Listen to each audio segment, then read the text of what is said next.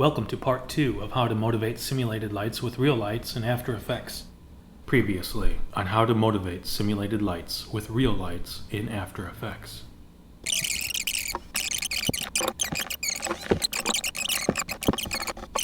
Like David Mamet said, only the mind that has been taken off itself and put on a task is allowed true creativity. Alright, let's start building this 3D logo that reacts to lights. Begin by duplicating 03 pre-comp flame behind crystal. Let's change our duplicate to 01 pre-comp flame on and drag it into our logo folder. And we want to keep the opacity control and the color control from the optics, but delete everything else with the exception of one instance of the flame stock footage. And let's retime that to about 110. Drag that out. Let's set an opacity keyframe at frame 0 at 0% and then at frame 4 at 100%. So it just fades up real quickly. We don't want it shooting straight up though. Get it shooting up from behind the logo. Let's rotate that a bit, scale it down. 88 is good in honor of Marty McFly. Let's create 3 more instances and spread this out over the composition.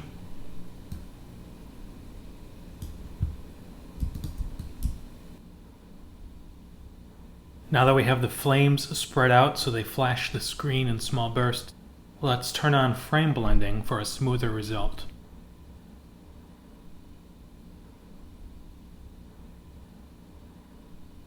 And let's quickly animate a change in scale in that first flame burst so it grows from 22% to 88% in 12 frames or half a second. Alright, let's create the ashes. Grab our asset.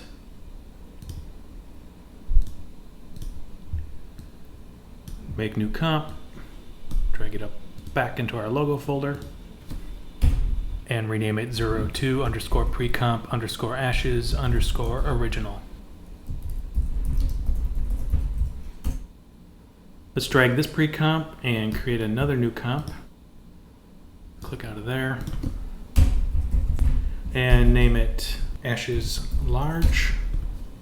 Let's resize this composition just to do it really quickly. Select the 2K preset. Scale it up. Let's apply a lens blur to make our ashes a little more abstract. A value of 22 is good. Change the iris shape to heptagon. Repeat edge pixels. We don't need the pre-comp duration to be quite so long. So let's trim it by setting the work area to 5 seconds and 12 frames. Hit N on the keyboard to set the end of the work area. Right-clicking and selecting Trim Comp to Work Area. Now let's add the tritone effect. And we want to link the midtones with our color control. So let's just grab that expression, copy it, and paste it. Now we've got our blue, and we'll throw a shine on there. Let's grab the spirit preset. Change the transfer mode to add. And set the source point a bit higher so the shine effect will occur above the eventual location of the logo. Boost the light and increase the ray length. And let's throw a curves adjustment on there. And just bring those particles up a little. Gonna duplicate this, change the transfer mode to screen. And again, that'll bring out the shine a little bit more. And while we're already working with the ashes, let's go ahead and create the blur map, which we actually won't implement until later on. Change this to blur map ashes. And what we need to do is desaturate this because we'll be using grayscale to drive the blur map. And a brightness and contrast. Bring that out. I'm going to duplicate this 2 more times, set these to screen. It's a much stronger map, And with an adjustment layer, I'm going to apply a fast blur to soften the edges, repeat the edge pixels, and a bit more. Yeah. A bit later, we will use the white areas on the blur map that are based on the ashes to define our lens blur in our logo composition. Let's create the logo now. Duplicate 01 Precomp Flame On and rename it 05 Precomp Logo Aetuts. And really I don't want any of this. Just wanted the size and frame rate and the duration. No, actually this should be 5.5 seconds. Now let's drag the logo in here. I cut out Aetuts, the word Aetuts, tuts, toots, so the fire could be seen through it. Okay, in a minute I'm going to be running the 3D extruder script, but let's say you don't have that. Let's use the time-honored method of duplicating our 3D layer and offsetting it on the Z-axis. So one way to do that is to right-click the position value, separate the dimensions, and then option-click the Z position and enter the following expression, index. And now every time you duplicate the layer, you're changing the position along the Z-axis by 1 pixel. And you can see index 1 correlates to position 1, 2, 2, and so on. But before we do that, just go back to having 1, duplicate it once. The layer beneath is always moved back 1 pixel. Let's select that one, solo it. Select the ramp filter, drop that on. And just going to turn it off for a moment so I can grab the purple. I like that. Waiting for the airplane. Unsolo the layer. And let's go from active camera to custom so we can see a little bit better. C on the keyboard to cycle through our camera options. We can zoom in. And now when we duplicate the bottom layer, the logo gets thicker, as you can see. Let's go back to active camera. And we're going to want 2 lights. I'm going to create a new light, ambient, and let's also make a spotlight. And for some added interest, let's animate the position of the spotlight from extreme left to extreme right. Let's slide this keyframe down to 0. Slide the spotlight over. And take that keyframe to the end of the composition. There we go. Close that up. Let's parent all the logo layers to the top logo layer. And let's rotate the logo on its y-axis. Something like +33 at the end. Home on the keyboard to jump to the beginning. And -33. Now we have the spotlight careening over the face of the logo as it's spinning on the y-axis.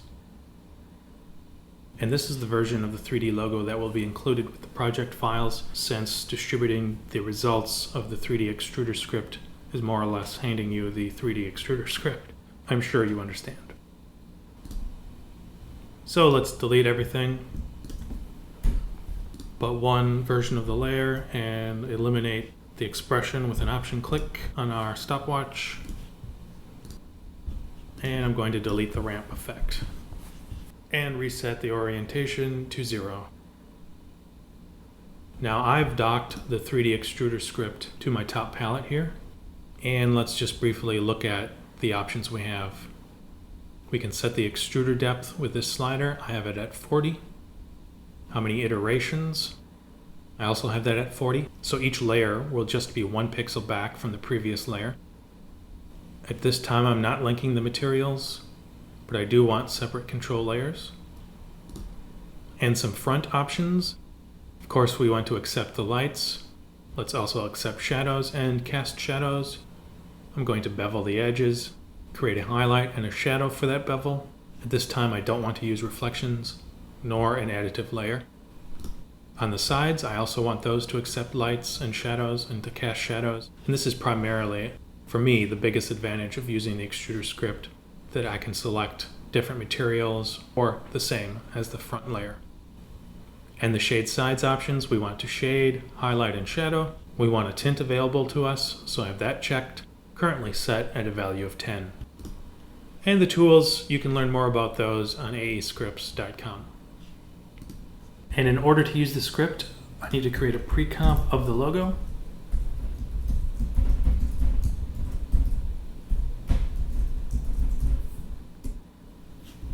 And now I can run that script.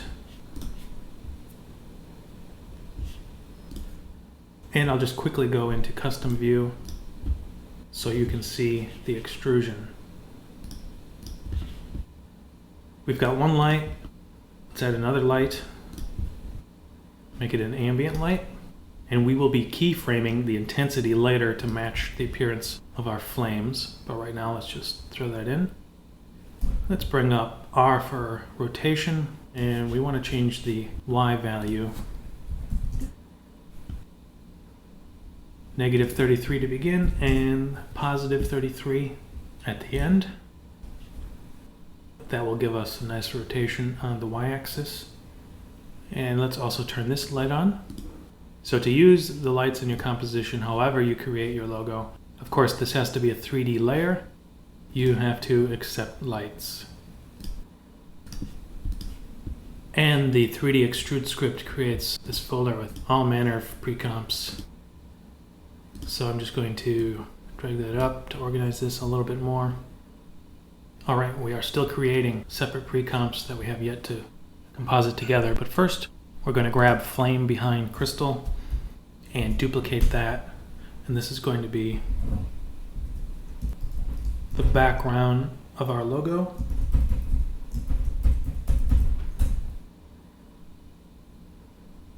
Open it up. And what we are going to steal here are the flares. Delete the ashes and the flames. There we go. Now later we're going to have to change the values of our opacity control to match the new flames that appear around the logo. But we'll do that later. We do, however, want to lengthen the duration of this composition by ½ a second. End on the keyboard to jump to the end. Command A to select all, and Option close bracket to change the endpoint of the layers. Now we can duplicate 06 and create 07, pre-comp, logo in flame, or logo in glam, that'll work too. We may not need opacity, but let's keep it there anyway. Delete all this.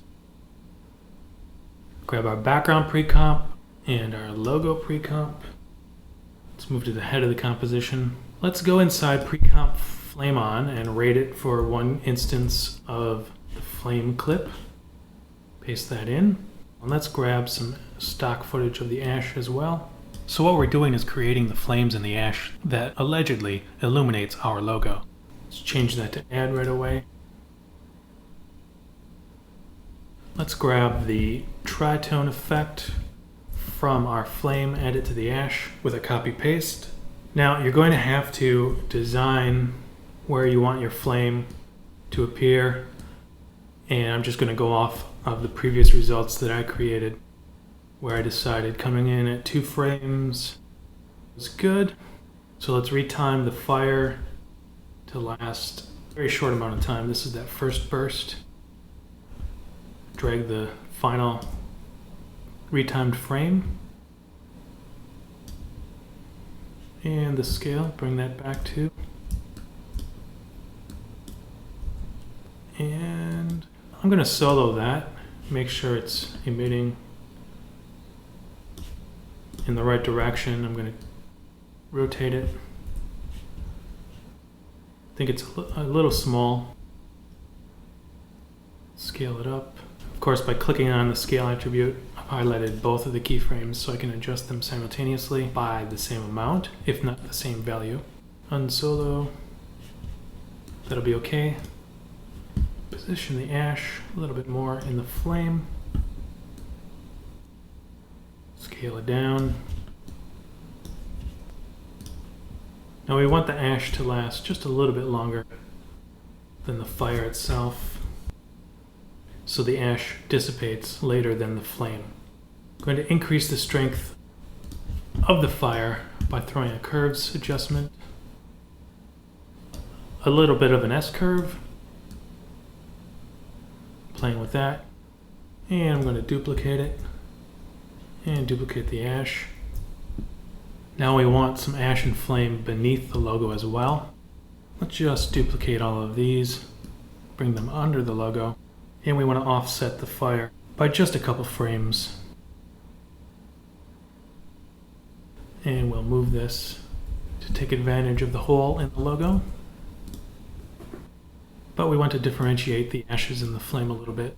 So let's take the ashes and change their in and out points.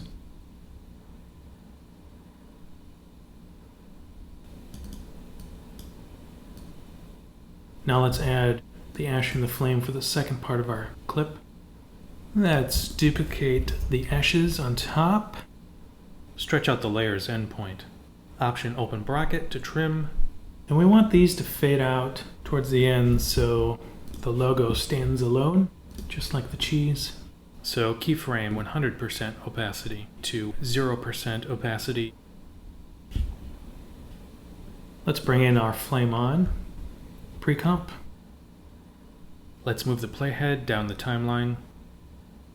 Let's add the curves, the same curves adjustment that we have on the other flame. And likewise, duplicate this so we have 3 versions. I'm just going to recolor this. Let's change the transfer mode of these fire layers. So the bottom layer is on add transfer mode, the middle on screen, the top is on hard light, and the 3 of these combined creates a nice image of the fire. And let's add a second batch down about 3 seconds and 18 frames.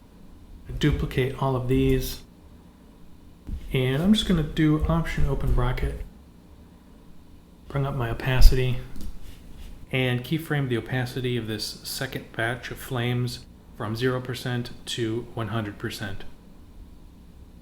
What we have to do now is keyframe the intensity of the lights in the logo composition to match the bursts of fire. So what we're going to do is take the playhead, move it to the highest point of intensity of the fire in each case, and then drag a comp marker and set that as a flash, and let's do that throughout the entire composition. Alright, so I've set those markers where I want the flashes to coincide with the bursts of flame, and I named the last one full because at this point the lights will be at full intensity and remain that way throughout the rest of the animation. Now we can pick each of these flash points and double click on the pre-comp logo Aetuts, and then here we will be animating our lights to their maximum intensity, which I have determined to be 68% for the ambient light and 100% for the spotlight. And in each case we just want a burst of illumination, so we're going to keyframe 0% opacity 3 frames to the left and 0% opacity 3 frames to the right. And you can see our logo is completely in darkness. So we'll jump back and do that for each of these flash points. Okay, I revisited each of those markers and copy and pasted our keyframes of the intensity values. So it's 0 and up and 0 and so on. And then of course we stay at the max for each light, which I've determined to be 68% for our ambient light and 100% for our spotlight. Go ahead and rename that. Never too late to rename your layers. Okay, now let's match the background flares to the bursts of stock footage fire. Let's open up pre-comp logo background. Here's the previously created opacity control layer. Option click the slider stopwatch to eliminate the expression. So now we move the playhead to each of these flash points that we marked out in the logo and glam pre-comp. And that will be where we set the maximum value for our opacity control. And we want the maximum value to be 80. Once we have the maximum value set, move 3 frames to the left of each of the maximum values and set the minimum value to 0%. Now do the same for each maximum value keyframe, as well as setting the minimum value 3 frames to the right of each maximum value. And this will create a flashing effect. Okay, now that's done. But I did add a 0% keyframe at about half a second, a little bit over half a second later, so the flares flash on at 4 seconds and then slowly fade out. And let's take a look at a RAM preview. Alright, so we have the flames, AE lights, and the optical flares on the top and bottom. Now let us create our subcomp. I generally call a precomposition a subcomp when it contains a bunch of other precomps. So I just duplicated 07 precomp logo in Glam, and this is going to be subcomp logo. I'm going to create a black solid for the bottom, just in case something slips through. So let's create the tiny ash particles using After Effects built-in particle generator, CC Particle World. Let's find it in the Effects and Presets palette. I've created a preset to shorten this portion of the tutorial, but let's take a quick look at the settings. So the position of the producer is barely off, X, Y, and Z, and the radius is pretty small, 0.745 on the X, 1.575 Y, and on the Z radius just over 2. For physics, I am using the explosive animation, a very slow velocity, 0.5, 0% inherent velocity, a negative gravity value of negative 0.02, so the ash is drifting up, with an extra value of 1.11, and I've changed the gravity vector by changing the Y value to 1, so the ash is drifting up. The particle is a faded sphere with a birth size of 0.05, a depth size of 0.02, a 50% size variation, a maximum opacity of 75%, and the color from birth to death is blue to red. And that's pretty much it. Lastly, drag the tiny ash layer to the top as well as to the left. In that way, the particles are already emitting and populating the screen when the pre-comp begins at 0 frames. And let's duplicate this twice, so we have 3. Let's change the transfer mode of all of these to screen. That brightens them up a little. Okay, now we want to link the opacity of these tiny particles to our opacity controller that we created for the background pre-comp. And the quickest way to do that is we'll just copy the opacity control, paste it in our subcomp, hit U on the keyboard to reveal the slider, and let's bring up the opacity with T, option, click, and pick whip. I'm just going to copy this and apply the expression to the opacity of each of the layers. And now the opacity of the CC Particle World layers matches the flashes in our pre-comp logo and Glam. Now let's add some glow using the previous method that I demonstrated, where we duplicate a layer and apply a fast blur and change the transfer mode to screen. So we've got 3 dupes on top, change to screen, and let's grab our fast blur. The one on top, set to 100. I'm going to repeat the edge pixels and copy this, change it to 50,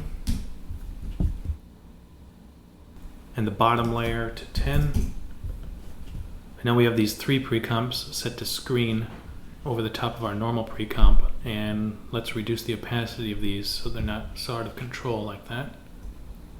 So I'm going to click, bring up their opacities. 33, that looks nice. Now you can't see the extrusion much anymore because of all this light. It's a little too faint. So I'm going to click here to bring up this thing. I'm going to bring up the mini flowchart and navigate to the pre-comp logo. And the controller for this script has all these sliders and expression controls and so on. And there's a tint sides value. And if I increase this, you'll see the edges of the inside of the extrusion darken. I'm going to enter a value of 68%. Let's see how that looks. There, that's nice. Okay, let's find our large ash and our blur map for those ashes. Drag those in. And of course we're going to turn off the blur map composition. I'm going to throw that on top. Here are our ashes. Let's set that to screen. And I'm going to duplicate that, make those nice and bright. Now let's create an adjustment layer. Right click, adjustment layer. Blur from ash map. And I don't want all of the ashes blurred by the passing of these ashes. What I'm interested in is the logo pre-comp with the flame and the logo in it. So I'm going to drag it beneath the tiny ashes. Effect, blur and sharpen, lens blur. And for the depth map layer, I'm going to choose blur map ashes. Heptagon, just because I like consistency in the blur iris shape across the pre-comps. And I'm going to enter 35 for a value. Now you can see wherever there's ash, that area is blurred.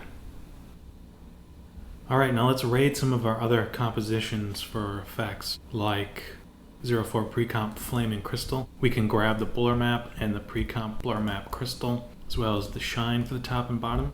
Let's copy those, come back to our subcomp, and paste that on top. Bring the blur map underneath there, and extend these out.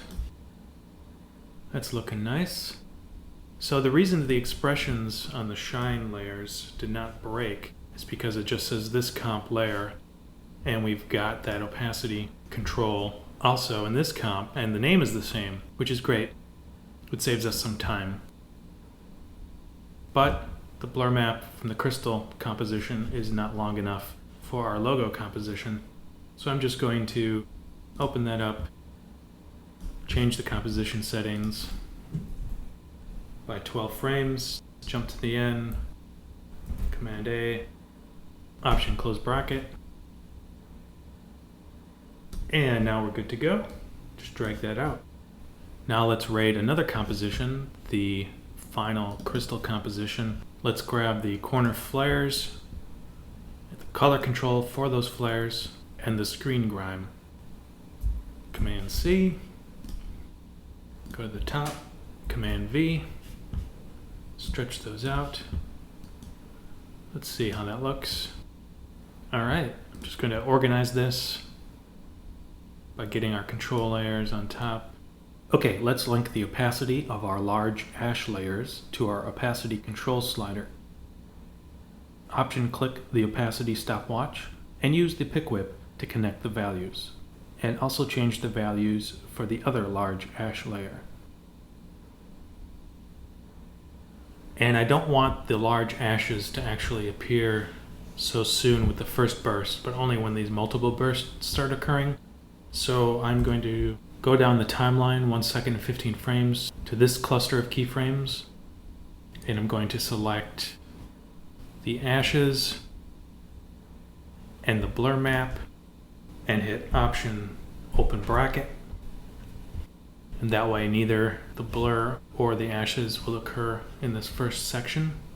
And we also want to take our blur map and keyframe the radius so that our blur disappears when the light comes up completely and we no longer see our ashes, which we have tied into the opacity here. Move the playhead to 4 seconds, scroll down and select the blur from ash map layer. Set a keyframe for the iris radius. Go to 418, enter 0, and that way our blur has vanished. So I noticed the math is off on the corner flares, the math we used in the expression, because we simply copied and pasted it from another pre-comp. So let's change the math just a little. For the brightness, subtract 42, and for the scale value, add 175. And make sure to change the other corner flare to match. The opacity of the tiny ashes is linked to a slider with a value of 0. So the tiny ashes have vanished by this point in the timeline, but I prefer that they remain visible. So I'll duplicate the opacity control layer and just delete the final keyframe. And now the opacity remains at a value of 80%. And now we're going to link the ash to opacity control 2. So that's all we have to change is the number 2 there. But we also have to do it on these other 2 layers. There we go. And let's do the same for the lens grime. Change the math. That's insane. Let's subtract 59. Yeah, I like that. Now let's create our final comp. This is 08 underscore subcomp logo. Let's drag that to the make new comp button. And we're going to call this Aetuts final logo. Move that to the final comps folder. Let's raid from the final crystal again. Grab the desat and the grain. Copy and paste those layers into our final logo comp. Stretch out the desat layer and drag it beneath the grain layer. Let's jump to the end. And turn the desat off. Yeah. Let's see what we've got. So here we are at the end of our adventure. Or perhaps it's just the beginning. We could add more particles of the tiny ash, decrease the cone angle of our spotlight, and a host of other aesthetic changes that I leave you to explore. Lastly, here's how to make the grain. I simply originally created a 1-second composition, 1920 by 1080. Right-clicked, new solid, made a black solid. And I applied the noise and grain, add grain filter. And in the presets, you have all these lovely presets to emulate actual film stocks. I like 500T. Leave all the settings as they are.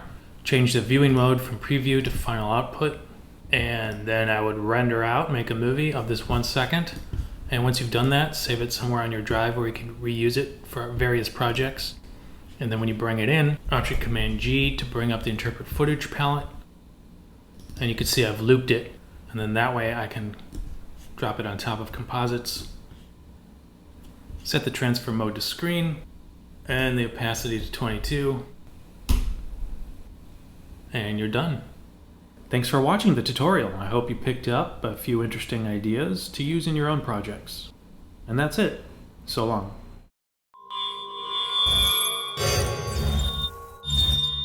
This is Fire on the Mound.